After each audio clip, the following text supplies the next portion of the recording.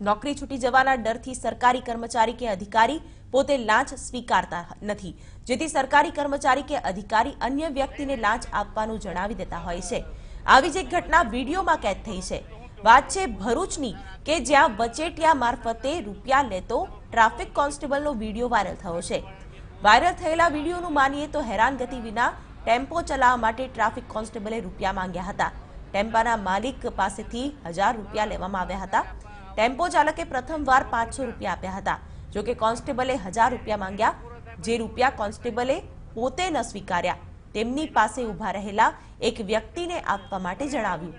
એટલું જ નહીં, 1000 રૂપિયા આપ્યા બાદ કોન્સ્ટેબલે કહ્યું હતું કે હવે 1 મહિના સુધી તમને કોઈ હેરાન નહીં કરે। વિડીયોમાં દેખાતા ટ્રાફિક કોન્સ્ટેબલ પાલેજ પોલીસ સ્ટેશનના છે। રૂપિયાની લેતી દેતીનો વિડીયો હાલ સોશિયલ મીડિયામાં વાયરલ થઈ રહ્યો છે। ભૂલો તો માફ કરો,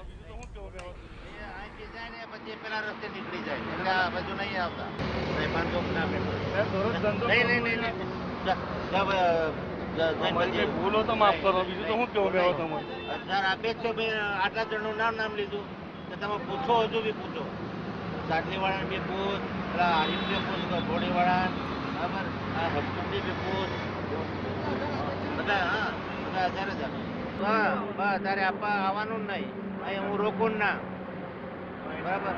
એ મહિનો પૂરો થાય પછી હું ટોકર કરી પાછો મહિનો, હા ડેટ ટેમ્પરરી ભલે આવું ને તમે શું નામ તમારું? આવવાનું જ નહીં, શું નામ? સબીરભાઈ। બસ એ જો ટેમ્પર રોકો ને એ લોકો ભાઈ સબીરભાઈ